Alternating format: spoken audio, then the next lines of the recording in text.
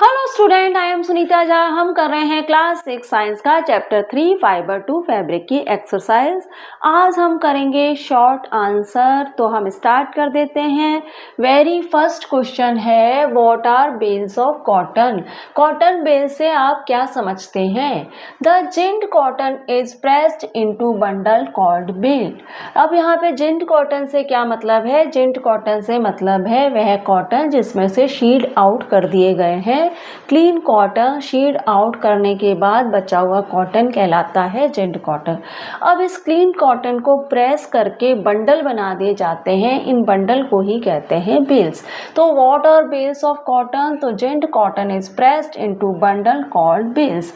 जिंट cotton को press करके उनके बंडल बना दिए जाते हैं, वही बेल्स कहलाते हैं। इमेज देख लो फटाफट, ऐसे होते हैं हमारे बेल्स। ठीक है, तो ये है बेल्स। ठीक है, व्हाट इज रेटिंग? रेटिंग से क्या मतलब है? The stem of the plant are tied into bundle and soaked in pond water for a few day and separate the fibre from the stem.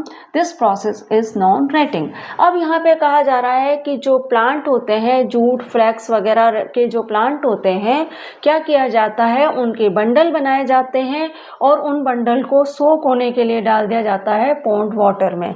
ठीक है, 10-15 दिन के लिए। 10-15 दिन के लिए वो पॉन्ड वाटर में सोक होते हैं, उनका आउटर पार्ट गल जाता है और फिर उस गले आउटर पार्ट को हटा के अंदर के फाइबर निकाल लिए जाते हैं और इसी प्रोसेस को कहते हैं रेटिंग। तो यहाँ पे यही लिखा है, the stem of the plant are tied into bundle and soaked in pond water for a few days and separate the fiber from the stem. This process is known retting. ठीक है, समझ आ गया होगा आपको, पहले भी कई बार बता चुकी हूँ।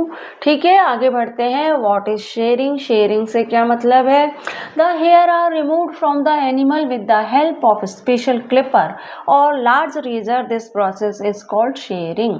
शेयरिंग क्या कहलाता है कि एनिमल जो होते हैं, शीप, गोट वगैरह, ये जो एनिमल हैं, इनके हेयर को रिमूव करना लार्ज रेजर से और क्लिपर से, इसी प्रोसेस को कहते हैं शेयरिंग। ठीक है, जब क्या होता है, समर सीजन आने को होता है, तब इन एनिमल्स के हेयर को रिमूव कर दिया जाता है लार्ज रेजर और क्लिपर से, और इस रिमूव करने के प्रोसेस को ही कहा जाता है शेयरिंग।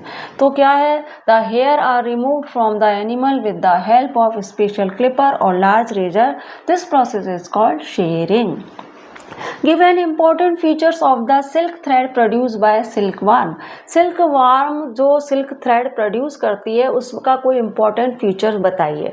तो silkworm द्वारा produce किए जाने वाले silk thread की कुछ speciality बताइए, कुछ खासियत बताइए कि silkworm द्वारा जो silk thread produce किया जाता है उसमें क्या important feature होता है, उसमें क्या खास होता है, वह आपको बताना है। The silk is obtained from the cocoon of silkworm. आपको पता है कि सिल्क ऑब्टेंट होता है कोकोन ऑफ सिल्कवर्म से, प्रोड्यूस होता है लार्वा से, लेकिन ऑब्टेंट होता है किससे प्राप्त होता है? प्राप्त होता है हमें कोकोन ऑफ सिल्कवर्म से, और प्रोड्यूस करने का काम करता है लार्वा। तो the silk is obtained from the cocoon of silkworm. The important features of the silk thread produce by silkworm is that each silkworm produce a single continue thread of raw silk which is 300-900 metre long. अब यहाँ पे कहा जा रहा है कि जो important features है सिल्क थ्रेड का, जो कि सिल्क वार्म द्वारा प्रोड्यूस किया जाता है, वह क्या है कि ईच सिल्क वार्म, एक सिल्क वार्म प्रोड्यूस करती है सिंगल कंटिन्यू थ्रेड, एक सिंगल कंटिन्यू थ्रेड प्रोड्यूस करती है रॉ सिल्क से, जो कितना होता है? 300 से 900 मीटर लॉन्ग होता है। तो आपको समझ आ गया होगा, यहाँ कहा जा रहा है कि जो सिल्क वार्म जब लार्वा स्टेज में होती है और अपने 5th इंस्टॉल में आती है तो कोकोन बनाना स्टार्ट कर देती है, और जब ये कोकोन पूरी तरह से तैयार हो जाता है तो ये जो कोकोन होता है वो कोकोन बनता है 300 से 900 मीटर तक का लंबा थ्रेड बनाया जा सकता है एक कोकोन से। एक सिल्क वार्म के कोकोन से 300 से 900 मीटर तक का लंबा थ्रेड बनाया जा सकता है। इसमें किसी तरह के कोई ब्रेक नहीं होते हैं, पूरा एक सिंगल थ्रेड होता है। 300 से 900 मीटर तक का रॉ सिल्क थ्रेड बनाया जा सकता है। तो ये क्या है? इंपॉर्टेंट फीचर है सिल्क वार्म से पाए जाने वाले सिल्क थ्रेड का, ये इंपॉर्टेंट फीचर है। तो आई होप आपको समझ में आ गया होगा कि यहाँ पे क्या कहा गया है? Give an important feature of silk thread produce by silkworm. The silk is obtained from the cocoon of silkworm. The important feature of the silk thread produce by the silkworm is that each silkworm produce a single continue thread of raw silk which is 300 to 900 metre long. अब हम क्या करते हैं, हमारी अगली slide की ओर बढ़ते हैं और बाकी के क्वेश्चन भी देख लेते हैं. क्वेश्चन 5 है डिफाइन सेरीकल्चर. सेरीकल्चर को डिफाइन कीजिए. तो यहाँ आंसर लिखा है the rearing of silk warm for the production of silk is called sericulture. Silk warm की रेयरिंग करना, सिल्क प्रोड्यूस करने के लिए, सिल्क का प्रोडक्शन करने के लिए, यही कहलाता है सेरीकल्चर. रेयरिंग से मतलब है सिल्क वार्म का पालन पोषण. सिल्क वार्म को मलबरी ट्री के ऊपर पाला जाता है और ये सिल्क वार्म जब क्या होती है, अपनी लास्ट स्टेज पे आती है तो ये कोकोन बनाती है और इस कोकोन से बनाया जाता है सिल्क. तो सिल्क को पालना, सिल्क वार्म को पालना, मलबरी प्लांट के ऊपर उसका पालन पोषण करना, यही प्रोसेस कहलाता है सेरीकल्चर. तो यहाँ पे यही लिखा है define sericulture. The rearing of silk warm for production of silk is called sericulture. Silk warm को का पालन पोषण करना, सिल्क प्रोड्यूस करने के लिए, यही कहलाता है सेरीकल्चर. रेयरिंग का मतलब होता है सिल्क वार्म का पालन पोषण करना. ठीक है, आगे चलते हैं. क्वेश्चन 6 है what make silk a valuable dress material. क्या सिल्क में ऐसा क्या है कि वह एक वैल्यूएबल ड्रेस मटेरियल है? Silk is a valuable dress material for many reasons, including its luxurious texture. Silk is soft and smooth. Silk is breathable. Silk is good at observing moisture. अब यह कहा जा रहा है कि सिल्क एक valuable dress material के रूप में माना जाता है. काफ़ी डिमांड है उसकी. हमारे इंडिया तो फर्स्ट कंज्यूमर है सिल्क का. तो सिल्क एक बहुत ही वैल्यूएबल ड्रेस मटेरियल है. क्यों है भाई इतना वैल्यूएबल ड्रेस मटेरियल? क्योंकि उसका लग्जरियस टेक्सचर है ना. लग्जरियस टेक्सचर है उसका, सॉफ्ट है और क्या है, स्मूथ है. और सिल्क क्या है, ब्रीथेबल है. समर सीजन में भी हमें कूल फील कराता है, कंफर्ट फील कराता है. सॉफ्ट है, स्मूथ है, लस्टर है और है ना लग्जरियस टेक्सचर है उसका. और silk is good observing moisture, और मॉइस्चर गुड ऑब्जर्व करने में भी काफ़ी अच्छा है. तो ये सारी क्वालिटी है सिल्क के में, इसीलिए सिल्क की इतनी वैल्यू है, इतनी डिमांड है. ठीक है. Why are yarn treated with chemical before weaving. यहाँ पे कहा जा रहा है कि यार्न को केमिकली ट्रीटेड किया जाता है वीव करने से पहले.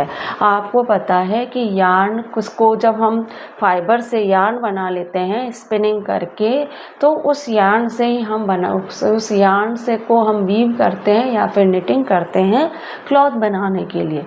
लेकिन वीविंग और निटिंग से पहले भी उस यार्न को केमिकली ट्रीटेड किया जाता है. तो ऐसा क्यों करते हैं? तो the yarn treated with chemical prevent shrinkage before weaving in the fabric. अब yarn को केमिकली ट्रीटेड इसलिए किया जाता है ताकि वो क्या हो, श्रिंक ना हो जाए. उससे बना हुआ जो क्लॉथ है, उससे बने हुए जो ड्रेसेस हैं, वो धोने पर ऐसा ना हो कि श्रिंक हो जाए, छोटे हो जाए. इसलिए क्या करते हैं, इसके यार्न को क्लॉथ बनाने से पहले यार्न को केमिकली ट्रीट किया जाता है ताकि वो जो क्लॉथ है उससे बना हुआ जो फैब्रिक है वो एज इट इज़ रहे, जैसा उसको बनाया गया है वैसा ही रहे, वह सिकुड़े नहीं. आपने देखा है ना कि बहुत से कपड़े जिनको हम ऑर्डिनरी वॉश कर लेते हैं तो वो क्या होते हैं, धुलने के बाद छोटे हो जाते हैं, है ना. उन पर लिखा होता है कि आप उनको ऑर्डिनरी वॉश ना करें. तो केमिकली ट्रीटेड इस पर्पज़ से ही किया जाता है यार्न को, ताकि उनसे बना हुआ जो क्लॉथ मटेरियल है, जो ड्रेसेस हैं, वो धुलने के बाद श्रिंक ना हो, सुकड़े ना और जैसा उनको बनाया गया है वैसे ही रहे. तो yarn treated with chemical to prevent shrinkage before weaving into fabric. ठीक है. अब हम हमारी अगली स्लाइड की ओर बढ़ते हैं. वहाँ हम करेंगे क्वेश्चन 8. क्वेश्चन 8 है cotton cloth is best clothing for hot and humid climate. यहाँ पे कहा जा रहा है कि कॉटन के क्लॉथ बेस्ट रहते हैं हॉट एंड ह्यूमाइड क्लाइमेट में, तो ऐसा क्यों है आप बताइए। Cotton cloth is best clothing for hot and humid climate because cotton is natural fiber, breathable and absorbent, allowing air to circulate and keeping you dry so we feel cool and comfort। अब यहाँ पे कहा जा रहा है कि जो cotton के क्लॉथ होते हैं वह क्या होते हैं, कॉटन एक नेचुरल फाइबर है। कॉटन एक नेचुरल फाइबर है और जो कॉटन के क्लॉथ होते हैं वो ब्रीथेबल होते हैं एंड ऑब्जर्वेंट होते हैं। कैसे, जब आप कॉटन के क्लॉथ पहनते हैं तो कॉटन जो एयर होती है वो एयर को आपकी बॉडी में एंटर होने देते हैं कॉटन के क्लॉथ। तो जब एयर आपकी बॉडी में एंटर हो रही है तो आपको कूल फील होगा। आप कैसा फील करेंगे, कूल फील करेंगे। और क्या होता है, ये ऑब्जर्वेंट होते हैं, तो क्या होता है ऑब्जर्वेंट होने के कारण ये स्वेट को ऑब्जर्व कर लेते हैं। स्वेट को ऑब्जर्व कर लेते हैं और जब स्वेट को ये ऑब्जर्व कर लेते हैं तो स्वेट हवा से इवेपोरेट हो जाता है। तो ये क्या होता है, हमें अच्छा फील होता है, कंफर्ट फील होता है। ब्रीथेबल है, एयर को आपकी बॉडी में एंटर होने देते हैं, स्वेट को ऑब्जर्व कर लेते हैं, तो स्वेट क्या होता है, इवेपोरेट होता है, तो हमें फील होता है कूल और कंफर्ट। जबकि सिंथेटिक फाइबर आप पहनते हो तो क्या होता है, सिंथेटिक फाइबर के अंदर एयर एंटर ही नहीं हो पाती है और हम अनकंफर्टेबल फील करते हैं। और क्या होता है, स्वेट जब आपको आता है तो ये स्वेट को ऑब्जर्व नहीं करते हैं, स्वेट को ऑब्जर्व नहीं करते, स्वेट इवेपोरेट नहीं होता, तो बड़ा अनकंफर्ट फील होता है सिंथेटिक फाइबर पहनने पर। लेकिन आपको कॉटन फाइबर क्या है, ब्रीथेबल है, ऑब्जर्वेंट है और ये क्या है, इसके कारण allowing air to circulate and keep you dry so we feel cool and comfort. आपकी बॉडी में एयर को सर्कुलेट होने देते हैं तो आप ड्राई फील करते हो और आप कूल और कंफर्ट फील करते हो। एक बार वापस पढ़ लेते हैं, क्लियर हो जाएगा एकदम। Cotton cloth is best clothing for hot and humid climate, है ना। कॉटन क्लॉथ बेस्ट क्लॉथिंग है हॉट एंड ह्यूमाइड क्लाइमेट में।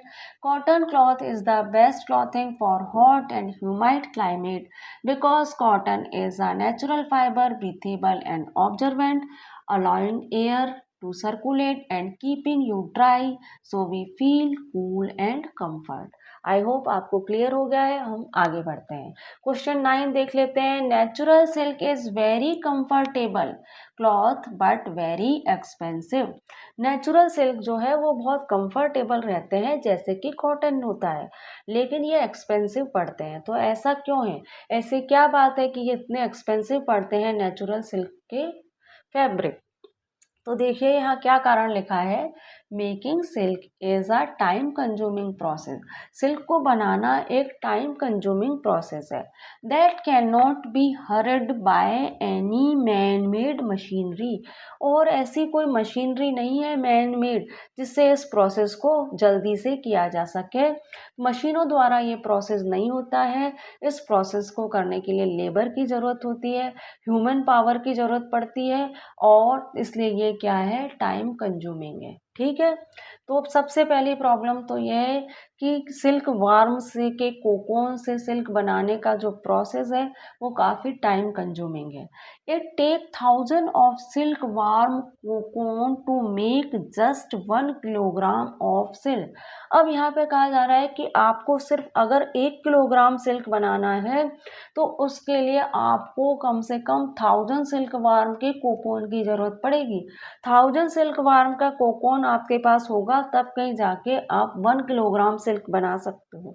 इसका मतलब अगर आपको लार्ज स्केल पर सिल्क प्रोड्यूस करना है, लार्ज स्केल पे सिल्क ऑब्टेंट करना है, तो आपको काफ़ी सारी सिल्क वार्म रेयर करनी पड़ेगी। सिल्क वार्म की रेयरिंग भी आपको काफ़ी मात्रा में करनी पड़ेगी अगर आप बिग क्वांटिटी में सिल्क ऑब्टेंट करना चाहते हैं। ठीक है, आगे देखो। To produce silk these cocoon are carefully treated dyed and spun into beautiful silk product. अब ये कह रहा है कि आपको सिल्क प्रोड्यूस करने के लिए कोकोन से आप इस कोकोन को केयरफुली ट्रीट करना पड़ेगा आपको। अगर आप सिल्क प्रोड्यूस करना चाह रहे हो कोकोन से तो आपको कोकोन को केयरफुली ट्रीट करना है, डाई करना है, फिर उसके बाद उससे स्पन करके थ्रेड बनाना है, फिर आप कहीं जाके ब्यूटीफुल सिल्क प्रोडक्ट बना पाओगे। तो ये सारे काम करने के बाद बनते हैं ब्यूटीफुल सिल्क प्रोडक्ट। पहले तो इनको रेयर करो, सिल्क वार्म को रेयर करना, काफ़ी मात्रा में सिल्क वार्म आपको रेयर करनी पड़ेगी। उसके बाद जब वो कोकोन बनाएंगी जब लार्वा कोकोन बनाएगा तो उस कोकोन से सिल्क फाइबर ऑब्टेन करना और फिर उसके बाद उसको डाई करना है ना, और फिर स्पन करना। इस सारे प्रोसेस में भी काफ़ी सारे लेबर की ज़रूरत होती है क्योंकि ये सारा काम होता है मैनुअली, है ना। तो इस सब में सारे लेबर की ज़रूरत होती है और बहुत केयरफुली करना पड़ता है ये सारा काम मैनुअली, बहुत ही केयरफुली ये सारा काम करना पड़ता है, तब कहीं जाके हम सिल्क प्रोडक्ट बना पाते हैं। तो in this process lot of labour is required, so natural silk is very comfortable but very expensive. अब इस सारे प्रोसेस में बहुत सारे लेबर की ज़रूरत पड़ती है, इसीलिए जो नेचुरल सिल्क है वो बहुत बहुत कंफर्टेबल होते हुए भी एक्सपेंसिव है। एक बार और पढ़ लेते हैं, क्लियर हो जाएगा। Natural silk is very comfortable cloth but very expensive. Answer है making silk is time consuming process and can not be hurried by any man made machinery. Time consuming है और कोई ऐसी मशीनरी नहीं है जिससे ये तुरंत हो जाए। It take 1000 of silk worm cocoon to make just 1 kilogram silk. 1 kilogram silk बनाने के लिए 1000 सिल्क वार्म की ज़रूरत पड़ती है, इसलिए इसके रेयरिंग का प्रोसेस भी है वो भी काफ़ी लेंदी होता है। काफ़ी सारी सिल्क वार्म चाहिए आपको अच्छी मात्रा में सिल्क पाने के लिए। To produce silk this cocoon are carefully treated. Silk produce करने के लिए इन कोकोन को भी केयरफुली ट्रीट करना पड़ेगा, डाई करना होगा, स्पन करना होगा, फिर बनाएंगे आप ब्यूटीफुल सिल्क प्रोडक्ट बना पाएंगे। In this process lot of labour is required, so natural silk is very comfortable but very expensive. इसलिए नेचुरल सिल्क कंफर्टेबल तो होते हैं लेकिन क्या होते हैं, एक्सपेंसिव होते हैं। हमने क्वेश्चन 9 तक कर लिया है, अब हम अगली स्लाइड की ओर मूव करते हैं बाकी के क्वेश्चन के लिए। क्वेश्चन 10 है synthetic fibre are lasting, easy to wash and wear, but still it is not advisable to wear this type of cloth frequently। यहाँ पे कहा जा रहा है कि सिंथेटिक फाइबर जो है वो लास्टिंग है, काफ़ी लंबे समय तक बने रहते हैं, इजी टू वॉश है, वॉश करना भी इन्हें इजी है और वियर करने में भी ये इजी रहते हैं। बट एडवाइस दी जाती है कि सिंथेटिक फाइबर को लगातार ना पहने, लंबे समय तक रेगुलरली ना पहने। तो सिंथेटिक फाइबर लंबे समय तक बने रहते हैं, लास्टिंग है, इजी टू वॉश और वियर है। फिर भी सलाह दी जाती है कि सिंथेटिक फाइबर को लंबे समय तक ना पहना जाए। तो ऐसा क्यों है ये आपको बताना है। To wear this type of cloth frequently we may have skin problem. अब इस तरह के फाइबर अगर आप फ्रिक्वेंटली पहनेंगे, लगातार पहनेंगे, तो आपको स्किन प्रॉब्लम हो सकती है। कैसी स्किन प्रॉब्लम, इरिटेशन या एलर्जी जैसी प्रॉब्लम हो सकती है आपकी स्किन में, ठीक है। तो अगर आप इन्हें फ्रिक्वेंटली पहनेंगे तो आपको स्किन प्रॉब्लम हो सकती है। Synthetic fibre can be harmful to the environment. Synthetic fibre environment के लिए भी हार्मफुल है क्योंकि क्या होते हैं, ये नॉन बायोडिग्रेडेबल होते हैं और क्या एनवायरनमेंट फ्रेंडली बिल्कुल नहीं होते, इनको डीकम्पोज करना बहुत मुश्किल होता है। तो ये बहुत बड़ा ड्रॉबैक है सिंथेटिक फाइबर का। तो ये क्या है, एनवायरनमेंट के लिए भी अच्छे नहीं हैं। They can melt and stick your skin if they catch fire.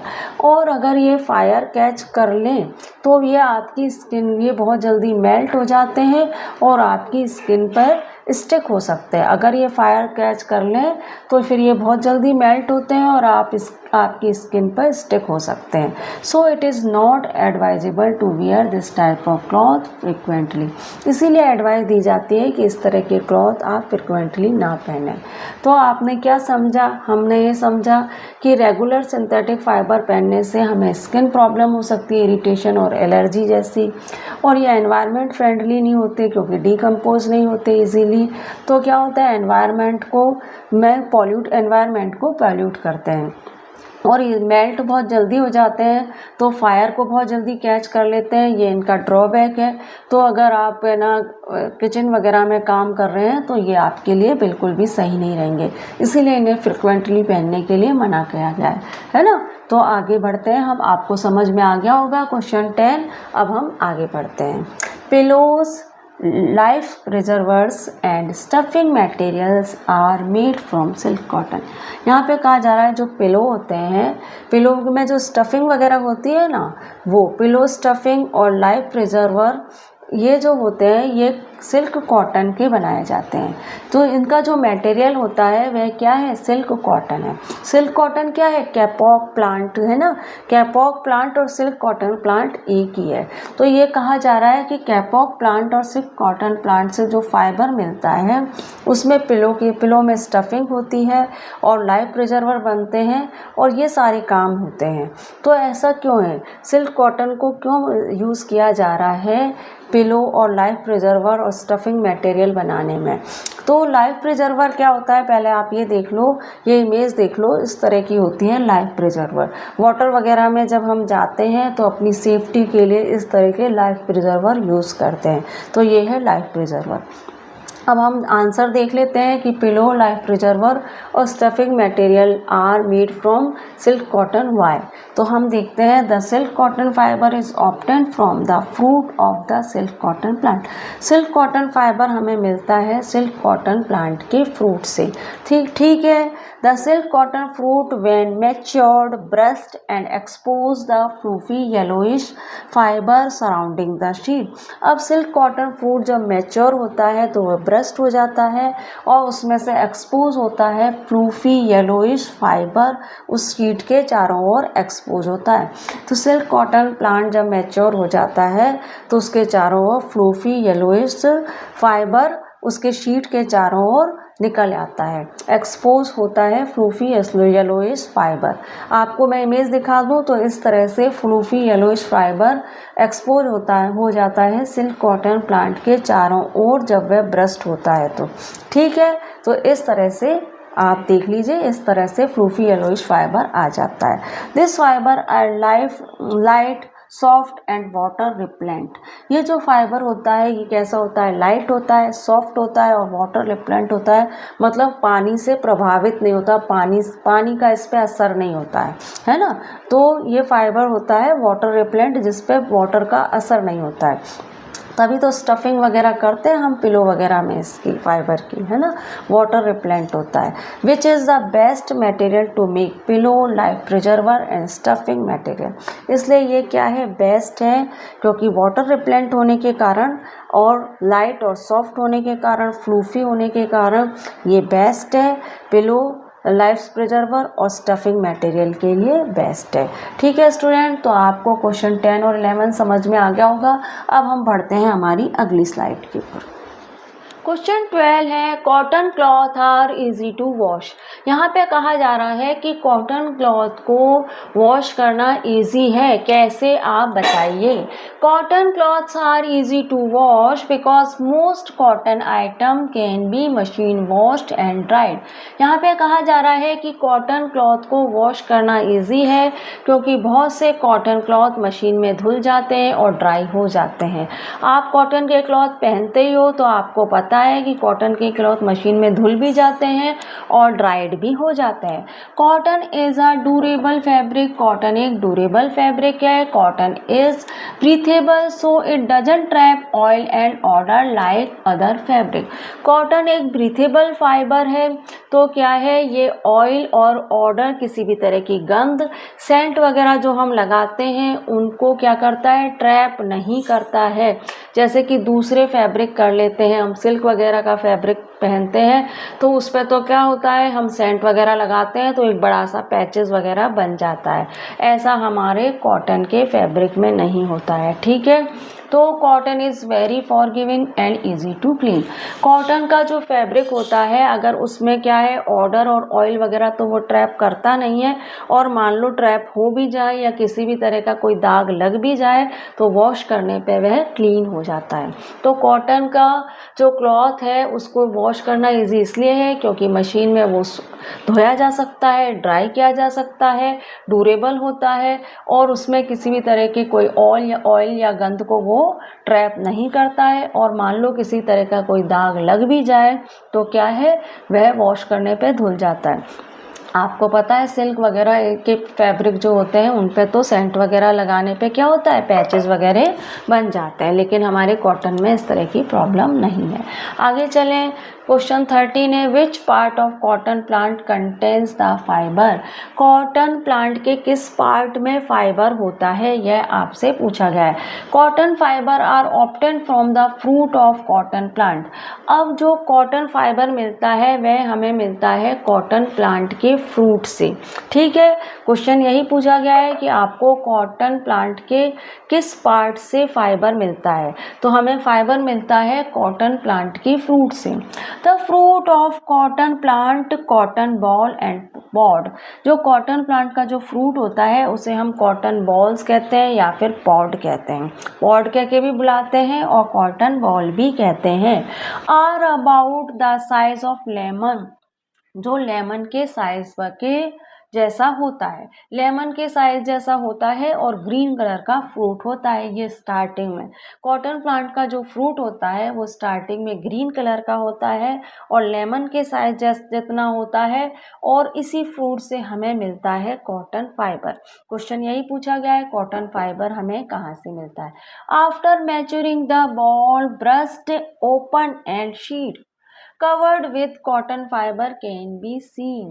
अब कहा जा रहा है कि ये जो फ्रूट है ये मैच्योर हो जाता है तो क्या होता है ब्रस्ट हो जाता है और ओपन हो जाता है। ये शीट जब मैच्योर होता है, जब ये क्या होता है ये ग्रीन कलर का शीट ब्राउन कलर का हो जाता है, मैच्योर होता है तो ये ब्राउन कलर का हो जाता है। और ये ब्राउन कलर का शीट जब ब्रस्ट हो जाता है तो क्या होता है इस शीट के ऊपर से कवर आ जाता है कॉटन का, ये शीट के ऊपर कवर हो जाता है कॉटन का और इसी से हमें मिलता है कॉटन फाइबर। आपको इमेज दिखा देती हूँ कॉटन फ्रूट की। देखिए ये कॉटन फ्रूट है जो मैच्योर होके ब्राउन हो गया है और ब्रस्ट हो चुका है। मैच्योर हुआ पहले ग्रीन कलर का था, ये ग्रीन कलर से ये ब्राउन कलर का हुआ मैच्योर होने पर, और फिर ये हुआ ब्रस्ट हुआ तो इस शीट के ये जो फ्रूट है इसके अंदर शीड है, ये जो इसका फ्रूट है इसके अंदर शीड है और इसके जो इसके चारों ओर कवर बन गया है कॉटन का। तो यही है हमारा कॉटन फाइबर जिससे हम बनाएंगे कॉटन का यार्न और फिर बनाएंगे कॉटन का फैब्रिक। तो आपको समझ आ गया होगा, एक बार फिर से देख लेते हैं। Which part of cotton plant contains the fibre. Cotton fibre are obtain from the fruit of cotton plant. Cotton fibre हमें मिलता है कॉटन प्लांट की फ्रूट से। The fruit of cotton plant cotton boll and pod are about the size of lemon. ये lemon के size के जितनी होती है। After maturing the boll burst open and sheet covered with cotton fibre can be scene. जब ये mature हो जाती है तो ब्रस्ट हो जाती है और इस शीट के ऊपर उग जाता है कॉटन का फाइबर और इसी से हमें मिलता है कॉटन फाइबर। ठीक है, क्वेश्चन 14 देख लेते हैं। What is meant by the silk route? Silk route से आप क्या समझते हैं? The land route which passed through Afghanistan, Central Asia and Western Asia was known as Silk Route. वह भूमि मार्ग जो पास होता है अफगानिस्तान से, सेंट्रल एशिया से, वेस्टर्न एशिया से, उसे कहते हैं सिल्क रूट। वह भूमि मार्ग जो अफगानिस्तान, सेंट्रल एशिया और वेस्टर्न एशिया से पास होता है उसे हम कहते हैं सिल्क रूट। ठीक है, सेंट्रल एशिया से, वेस्टर्न एशिया से भी पास हो रहा है। ठीक है, तो हमारा इंडिया भी आता है इस रूट पे। ठीक है, अफगानिस्तान कौन सा वह भूमि मार्ग जो अफगानिस्तान, सेंट्रल एशिया और वेस्टर्न एशिया से पास होता है उसे कहते हैं सिल्क रूट। इसमें हमारा इंडिया भी आता है, इस रूट में हमारा इंडिया भी शामिल है। It was the major land route that connected China and Europe. यह मेजर लैंड रूट है किस तरह से मेजर लैंड रूट है, ये कनेक्ट कर रहा है चाइना और यूरोप को। ये रूट कनेक्ट करता है चाइना और यूरोप को। It was called at silk route because, लेकिन इसे सिल्क रूट क्यों कहते हैं? Because silk was the major item trade between Asian and European country. Silk जो मेजर आइटम है वह उसका ट्रेड होता है इस रूट पे एशियन और यूरोपियन कंट्री के बीच में। तो भाई यहाँ पे कहा जा रहा है कि एशियन और यूरोपियन कंट्री के बीच में मेजर ट्रेड होता है सिल्क का इस रूट से, है ना, इसीलिए इस रूट को नाम दे दिया गया सिल्क रूट। ये रूट कहाँ से है? ये भूमि मार्ग है अफगानिस्तान, सेंट्रल एशिया और वेस्टर्न एशिया से होता हुआ गुजरता है और क्या करता है? कनेक्ट करता है चाइना को यूरोपीय कंट्री से। इसलिए इसको सिल्क, और इसे सिल्क रूट इसलिए कहते हैं क्योंकि यहाँ पे मेजर ट्रेड होता है सिल्क का, ठीक है, इसलिए इसका नाम है सिल्क रूट। एक बार फिर से पढ़ लेते हैं। What is the meant by the silk route? The land route which pass through Afghanistan, central Asia and western Asia was known as silk route. It was the major land route that connected China and Europe. It was called as Silk Route because silk was the major item traded between Asian and European country. तो I hope आपको 12, 13, 14 समझ में आ गया होगा। अब हम हमारी अगली स्लाइड की ओर मूव करते हैं। क्वेश्चन 15 है, name 4 natural fiber that are used to make cloth and 2 material that are not fiber but are used to make cloths. यहाँ पे कहा जा रहा है कि 4 नेचुरल फाइबर के नाम बताइए और ऐसे मटेरियल का नाम बताइए जिससे क्लॉथ तो बनता है लेकिन वह फाइबर नहीं है। तो यहाँ पे कहा जा रहा है 4 नेचुरल फाइबर के नाम बताइए और ऐसे मटेरियल का नाम बताइए जिससे क्लॉथ तो बनता है लेकिन वह फाइबर नहीं है। तो हमारा आंसर है 4 natural fibre that are used to make clothes are cotton, jute, silk and wool. 4 natural fibre जिनसे क्लॉथ बन सकता है वह है कॉटन, जूट, सिल्क और वूल, ठीक है। अब हमारा जो अगला क्वेश्चन है वह देख लेते हैं। अगला क्वेश्चन क्या है? 2 material that are not fibre but are use to make cloth. 2 material बताइए जो फाइबर नहीं है लेकिन उनसे हम क्लॉथ बना सकते हैं। Leather and fur obtain from animal are use to make clothes but that are not fibre. यहाँ पे कहा जा रहा है कि लेदर और फर जो है वो हमें एनिमल से मिलता है और उनसे हम क्लॉथ बनाते हैं लेकिन वह फाइबर नहीं है। तो लेदर और फर एनिमल से मिलते हैं, उनसे क्लॉथ बनते हैं लेकिन वह फाइबर नहीं है। और 4 नेचुरल फाइबर है कॉटन, जूट, सिल्क एंड वूल। आगे बढ़ते हैं। क्वेश्चन 16 है, what factors decide that quality of wool. कौन से फैक्टर हैं जो वूल की क्वालिटी डिसाइड करते हैं? वूल की क्वालिटी डिसाइड करने वाले फैक्टर बताने हैं।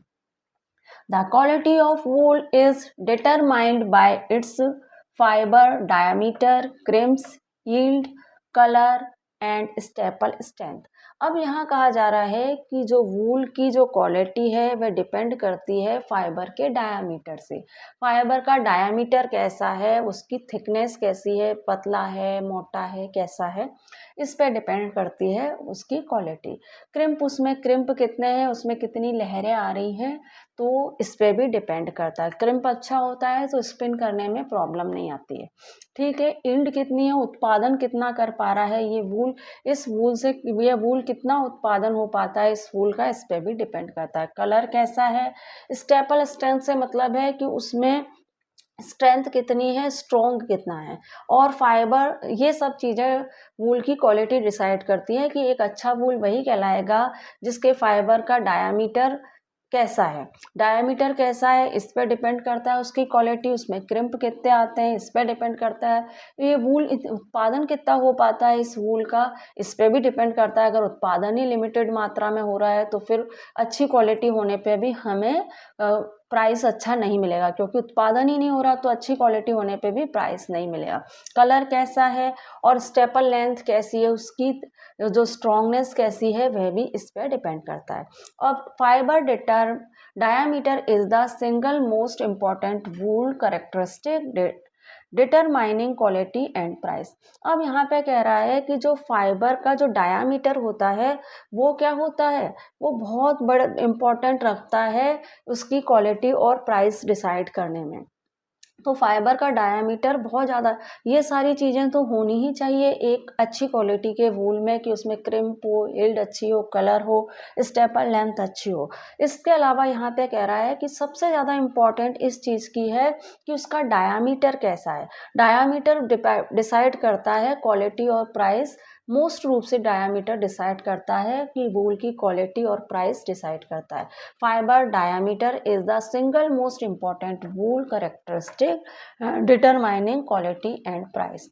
तो डायामीटर मोस्ट रूप से डिसाइड करता है वूल की क्वालिटी और प्राइस, और बाकी सारी चीज़ें भी डिसाइड करती हैं कि वूल की क्वालिटी कैसी होगी और उसका प्राइस कैसा होगा। आगे बढ़ते हैं। What is raw silk? Raw silk से आप क्या समझते हैं? Raw silk is that comes directly from the cocoon of silkworm and contains sericin, a protein secreted by the silkworm। अब ये कहा जा रहा है कि जो रॉ सिल्क होता है वो आता है डायरेक्टली, जो सिल्क वार्म का जो कोकोन होता है उससे डायरेक्टली लिया जाता है रॉ सिल्क। सिल्क वार्म के कोकोन से जो डायरेक्टली सिल्क लिया जाता है वह कहलाता है रॉ सिल्क। अब क्या है? Sericin, a protein secret by the silk worm. अब इसमें क्या होता है? सेरेसिन मिक्स होता है, जो कि सिल्क वार्म एक प्रोटीन होता है जो सिल्क वार्म क्या करती है? सीक्रेट करती है। तो वो इसमें मिक्स होता है, वह होता है रॉ सिल्क। जो कोकोन होता है सिल्क वार्म का, उसमें सेरेसिन एक प्रोटीन है जो कि सिल्क वार्म सीक्रेट करती है, वो मिक्स होता है जिस सिल्क में, वह कहलाता है रॉ सिल्क। ठीक है। This silk is collected from the cocoon by dipping it into hot water. और यह सिल्क कलेक्ट किया जाता है कोकोन से, जिसको जहाँ ये सिल्क कलेक्ट करते हैं हम कोकोन से, जिसको हम डीपिंग करते हैं हॉट वाटर में। ठीक है। तो ये कहाँ से कलेक्ट होता है? कोकोन से, जिसको हम डीपिंग कर सिल्क, जब हम कोकोन को डीप करते हैं हॉट वाटर में तब कलेक्ट किया जाता है। तो रॉ सिल्क से मतलब है कि कोकोन जिसमें सिल्क वार्म का जो सेरेसिन प्रोटीन सीक्रेट करती है जो सिल्क वार्म, वो मिक्स होता है कोकोन के अंदर, मिक्स होता है सेरेसिन जो एक प्रोटीन है जो सिल्क वार्म सीक्रेट करती है, वो मिक्स जो सिल्क होता है, सेरेसिन मिक्स जो सिल्क होता है, उसी कहते हैं हम रॉ सिल्क। ठीक है। तो वह सिल्क जिसमें सेरेसिन मिक्स है वह कहलाता है raw silk. Raw silk is that comes directly from the cocoon of silk warm and contains sericin, a protein secreted by the silkworm. The silk is collected from the cocoon by dipping it in hot water. और यह silk collect किया जाता है, the silk is collected from the cocoon by the dipping it in hot water। अब हम हमारे question 18 की ओर बढ़ते हैं। क्वेश्चन 18 है व्हाट आर फाइबर? फाइबर से आप क्या समझते हैं? तो फाइबर तो हमारा चैप्टर ही है, आपको पता ही होगा फाइबर क्या होता है। एक बार फिर से देख लेते हैं। आंसर है thin hair like strands that is continuous filament like thread which are made into yarn or fibre.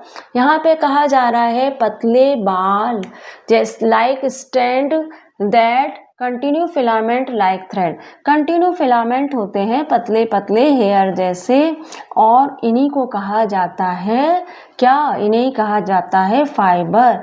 और जब इन पतले पतले थिन फिलामेंट को, जो कंटिन्यू पतले पतले थिन फिलामेंट जो हैं, इनको आपस में ट्विस्ट कर दिया जाता है, तो ट्विस्ट करने के बाद बनता है यार्न। पतले पतले थिन फिलामेंट को आपस में ट्विस्ट करके बन जाता है यार्न। तो फाइबर क्या है? Thin hair like strand that is continue filament. Thin पतले पतले बाल कंटिन्यू फिलामेंट है जो थ्रेड जैसे, which are made into yarn or fibre, जिनको हम यार्न में कन्वर्ट करते हैं ट्विस्ट करके, वह कहलाते हैं फाइबर। क्वेश्चन 19 है right a short note on shorter disease. Shorter disease पर एक शॉर्ट नोट लिखिए। Many people earn their livelihood by working in the wool industry. बहुत से लोग अपना जीवन यापन करने के लिए वूल इंडस्ट्री में वर्क करते हैं. People who work at shorters get infected a bacterium anthrax which causes a fatal blood disease called shorter disease. यहाँ पे कहा जा रहा है कि pupil जो शॉर्टर के रूप में काम करते हैं वूल इंडस्ट्री में, उनको वह एक बैक्टीरिया से प्रभावित हो जाते हैं जिसका नाम है एंथ्रेक्स. और उस बैक्टीरिया से प्रभावित होने के बाद उन्हें हो जाती है एंथ्रेक्स डिजीज. और ये डिजीज शॉर्टर्स को होती है, वूल इंडस्ट्री में काम करने वाले शॉर्टर को ये डिजीज होती है, इसलिए इसको शॉर्टर डिजीज के नाम से भी जाना जाता है. शॉर्टर्स क्या होते हैं? शॉर्टर्स क्या होते हैं? वूल इंडस्ट्री में काम करने वाले वह वर्कर हैं जो अलग अलग टेक्सचर की वूल को सेपरेट करते हैं. अलग अलग टेक्सचर की वूल को सेपरेट करने का काम करने वाले कहलाते हैं शॉर्टर. और ये शॉर्टर जो होते हैं वो एक बैक्टीरिया से इन्फेक्टेड हो जाते हैं जिसका नाम है एंथ्रेक्स, और इन्हें हो जाती है एंथ्रेक्स नाम की डिजीज. और इसको हम शॉर्टर डिजीज के नाम से भी जानते हैं क्योंकि ये वूल इंडस्ट्री में काम करने वाले वर्कर्स जो कि शॉर्टर कहलाते हैं उन्हें हो जाती है. ठीक है, तो many people earn their livelihood by working in the wool industry. People who works as sorters get infected a bacterium anthrax which causes a fatal blood disease called shorter disease. Question 20 देख लेते हैं. What two type of fiber obtained from the fleece of sheep? Which one is used to make wool? अब यहाँ पे कहा जा रहा है कि शीप के जो फ्लीस होते हैं उनसे कौन कौन से दो टाइप के फाइबर मिल सकते हैं, और इसमें से कौन सा फाइबर है जिससे हम वूल बनाते हैं, मतलब वूलन फैब्रिक बनाते हैं. तो फ्लीस से मतलब क्या है? शीप के हेयर हैं. तो शीप के हेयर से हमें दो तरह के फाइबर मिलते हैं. एक तो होता है कोरस फाइबर जो कि हमें मिलता है शीप के जो हेयर होते हैं उनके अपर पार्ट से, और एक होता है हमारा फाइन फाइबर, वो हमें मिलता है शीप के जो हेयर होते हैं उनके इनर पार्ट से, जो उसकी स्किन की पतली लेयर को से साथ लिया जाता है, और वो होते हैं जो अंडर हेयर होते हैं वो होते हैं फाइन और सॉफ्ट. तो जो अंडर हेयर फाइन और सॉफ्ट होते हैं उनसे हम बनाते हैं, क्या बनाते हैं? उनसे हम बनाते हैं वूलन फैब्रिक, वूलन क्लॉथ. तो किससे बनाते हैं हम? किसका यूज़ करते हैं मेक वूल बनाने के लिए या वूलन फैब्रिक बनाने के लिए? हम अंडर हेयर का यूज़ करते हैं. जो उसकी स्किन की पतली लेयर को लेते हुए लिए जाते हैं वो होते हैं फाइन और सॉफ्ट. और ये प्रोसेस करते में शीप को किसी तरह का कोई दर्द नहीं होता है क्योंकि ये जो इनकी अंडर हेयर लिए जाते हैं इनकी पतली स्किन को के साथ में वो होती है इनकी डेड स्किन, तो शीप को किसी तरह की कोई प्रॉब्लम नहीं आती है. तो अंडर हेयर होते हैं फाइन और सॉफ्ट जिनसे बनता है वूलन फैब्रिक, और जो ऊपर के हेयर होते हैं वो होते हैं कोरस जिनसे हम और दूसरे तरह के आइटम बना लेते हैं जैसे कि कारपेट, डोरमेट वगैरह. तो द आंसर पढ़ लेते हैं एक बार. The fleece of sheep consist of two type of fibre, the coarse beard hair and the fine and soft under hair that grows close to the skin. The under hair provide the fibre from making wool. अब है ना, यहाँ कहा जा रहा है fleece of sheep consist two type of fibre. Sheep के fleece से दो तरह के फाइबर मिलते हैं. The coarse beard hair, coarse rough hair मिलते हैं जो कि उसकी ऊपर के हेयर होते हैं वो होते हैं कोरस बियर्ड हेयर. ठीक है. And the fine and soft under hair that grow close the skin, और इसकी स्किन से क्लोज जो होते हैं वो होते हैं सॉफ्ट फाइन अंडर हेयर. और the under hair provide the fibre for making wool, और अंडर हेयर से ही हमें फाइबर मिलता है वूल बनाने के लिए. तो इस तरह से स्टूडेंट हमने हमारे शॉर्ट क्वेश्चन के आंसर पूरे कर लिए हैं. अब हम हमारी अगली वीडियो में करेंगे गिव रीज़न. तो मिलते हैं हमारे अगले वीडियो में. Thank you for watching student.